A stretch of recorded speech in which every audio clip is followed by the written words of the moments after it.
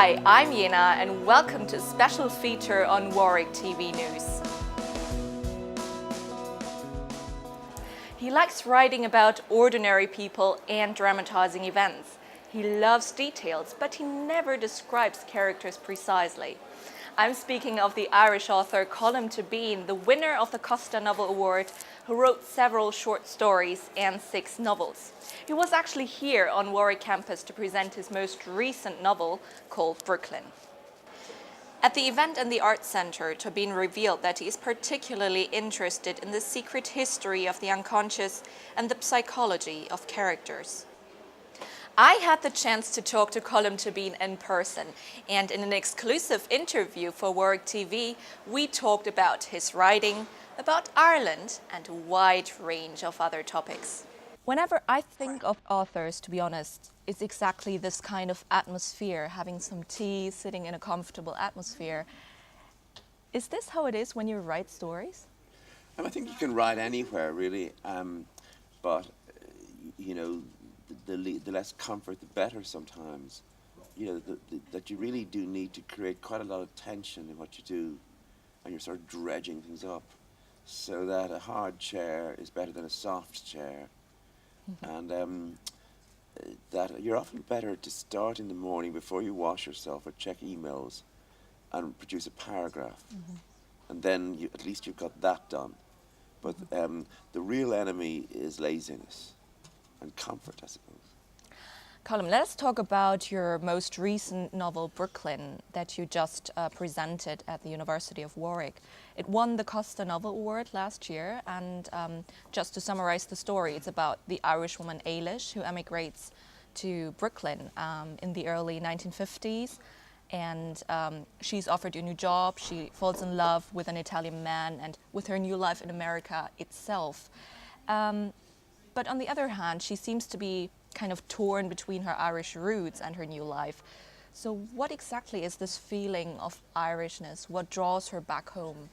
I didn't think it was Irishness as much as a few streets in a small town, her family.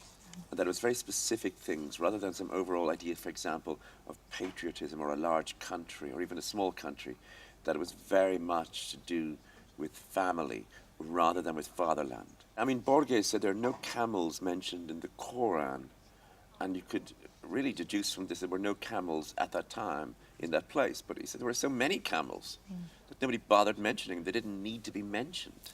Yeah. I think there are a lot of things like that, you know, in other words, yes, it clearly is Ireland. She clearly does have an Irish accent. She clearly is aware of her nationality, but you don't need to mention that. I mean, in terms of identity, there is another very interesting novel to talk about, which is your very first one, The Self, published in 1990. And it's about an Irish woman, Catherine, who leaves her husband to go to Barcelona in search of a new life, of a new beginning. And she begins to learn a new language, a new culture. And I know that you can also speak Catalan perfectly because you spent many years in Spain.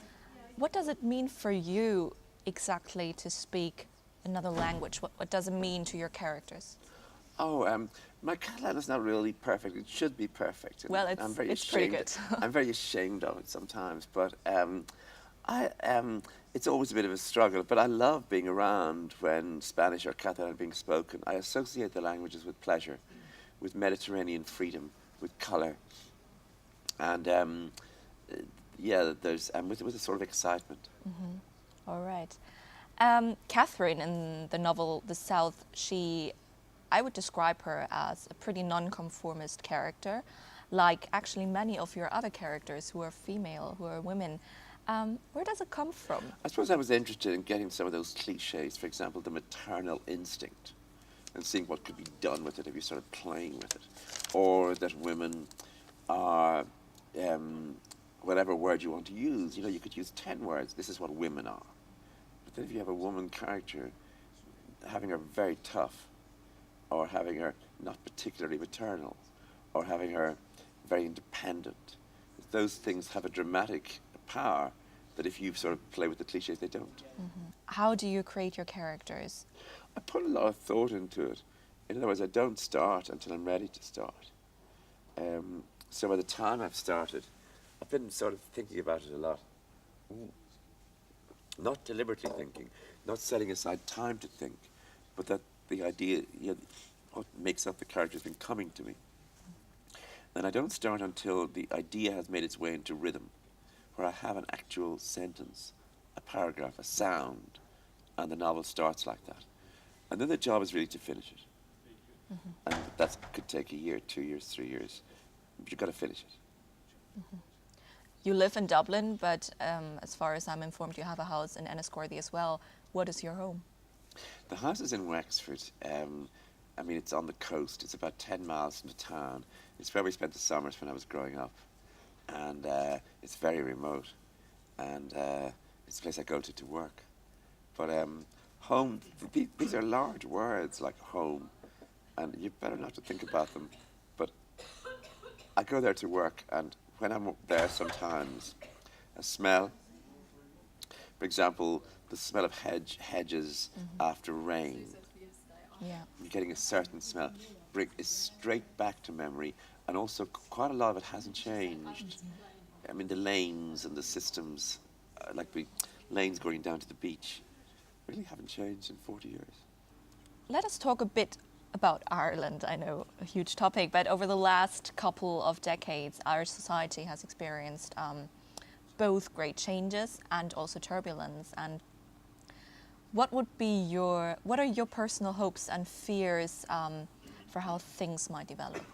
Well, I thought what happened in Northern Ireland was miraculous, and it was a great success for politics, in that figures who are not particularly admired anymore, such as Tony Blair in England, the Irish government, but also politicians within Northern Ireland, got down to do what politicians should do, and they should have done much earlier, which is get involved in negotiations towards an agreement that people would follow them, made the arguments, and I think people really wanted that. In the Republic, I'm in favour of greater openness to Europe, and just general liberalism. And it's a very liberal economy. I think it's become a very liberal society. But obviously, everybody's had a downturn now.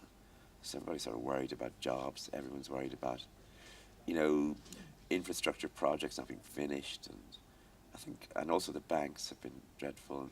And in a way, we've been let down very badly by our, men who were being praised as heroes within capitalism, our builders, our investors, turned out to be absolute idiots. And the church turned out also to be untrustworthy in many ways. So there's almost a sense that you cannot trust authority in this society, which is a very interesting idea. What would be your personal message to those people who want to do exactly the same as you? I mean, bringing their stories to life. Just simple, finish everything you start. And how does the start look like? Well, just, I don't know. I mean, everyone's way of starting is different, but often you discover a great deal as you carry on. But if you keep abandoning work, then you don't get that discovery. Thank you very much, Colm. Thank you very much. Thank you. Thank you. While talking to Colm Tóibín, I realized what an amazing person he is. I did not only talk to one of the most influential literary voices from Ireland. I actually met someone who came across as a very open and warm person, as someone who is truly interested in people. So I hope you're really inspired now to read his books.